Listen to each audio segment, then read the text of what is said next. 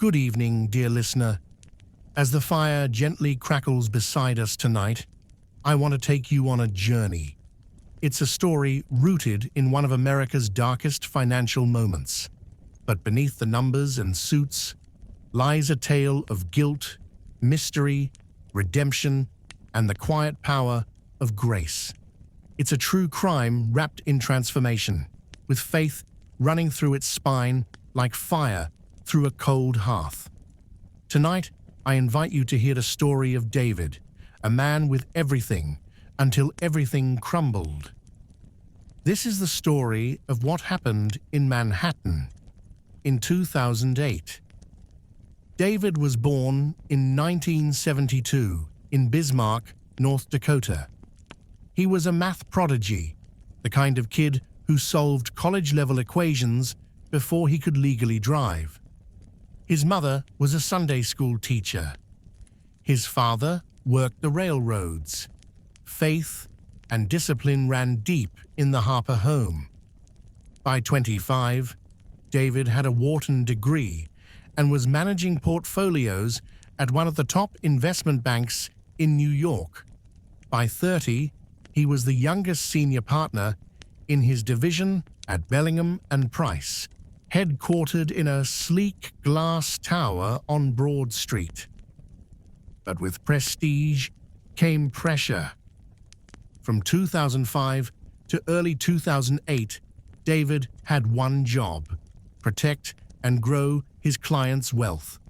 That included pension funds, small hospitals, and the retirement savings of hundreds of families. He managed billions and reported only to the board. Then came the silence. In the first quarter of 2008, strange things began happening. Mortgage-backed securities were failing, hedge funds were closing, and suddenly, numbers that had once danced for David refused to move. But his bosses didn't care. Stabilize it, they ordered. Reallocate, reshuffle, move things around. You know the game. David knew, and he played. He took assets from lower-risk clients and shifted them into riskier funds. He masked numbers with outdated valuations. He delayed filings. He justified it all by telling himself he was protecting long-term interests. But on a rainy Thursday in September 2008, the market collapsed. Lehman Brothers fell. The Dow plummeted, and David's house of cards caved in. He lost $1.3 billion in client assets over 5 days.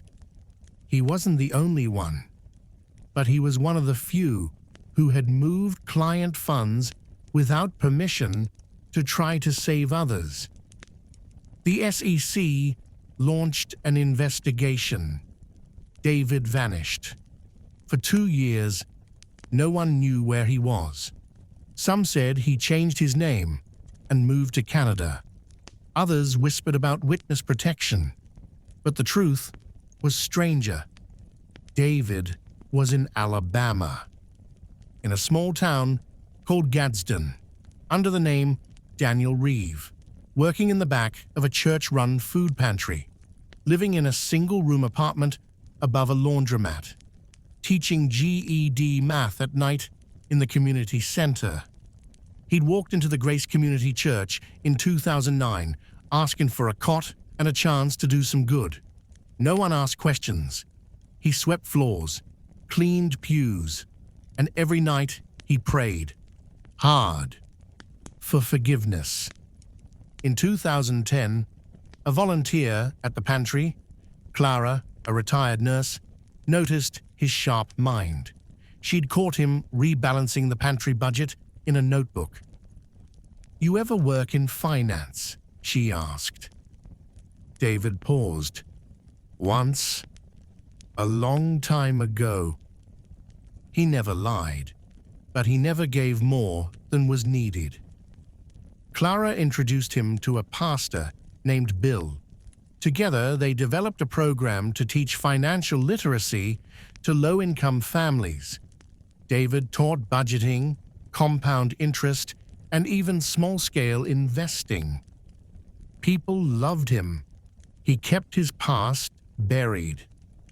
Until one morning, in late 2011, a man named Paul showed up at the food pantry.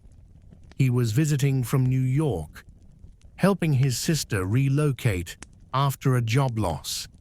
He froze when he saw David. "You're David Harper," Paul said. David didn't deny it. He simply nodded. Paul was a former client. His father had lost his entire retirement during the crash. Paul didn't yell. He didn't attack. He just asked, "Why?" David stared at the floor. "Because I thought I could save everyone, and I ended up destroying more than I saved." Paul left. The next day, a letter appeared at the church. It was from Paul. "I thought I'd hate you forever," it read. "But you've built something good here. I see now. You didn't run to hide. You ran to heal." Word spread. David's secret was out. The church was divided. Some wanted him gone. Others said grace must be lived, not just preached. David offered to leave, but Pastor Bill held a service. He stood before the congregation and said, "If we cast out the broken, what's the point of church?" They let David stay. In 2013, David turned himself in, voluntarily. The SEC reopened their case, but dozens of people testified on his behalf. Families he'd helped, veterans he'd trained, addicts he'd counseled. He served 14 months in federal prison. When he got out, the church welcomed him back. He married Clara's daughter, a widowed mother of 2. He now runs a non-profit called Clean Slate, offering free financial consulting and support to those in need. No one on his board makes over $55,000 a year. The mission is clear: protect the vulnerable. Tell the truth. Always. David speaks once a month to finance students, opening each lecture the same way: "I once had everything. Then I lost it all. But I found something better. I found truth, and I found God again. In the place I least expected, a church pantry in Alabama." Tonight's story is not about greed. It's about what we do after we fall. It's about recognizing that numbers don't heal people. People heal people. David's story is a reminder that transformation often comes in the aftermath of destruction. That when everything is stripped away, sometimes God uses the ashes to build something new. So if you're carrying shame, if you've made a mistake that haunts you, remember this: redemption isn't reserved for saints. It's for those brave enough to face the truth. If the story touched your heart and would like to listen to more like it, you know where to find us. Good night.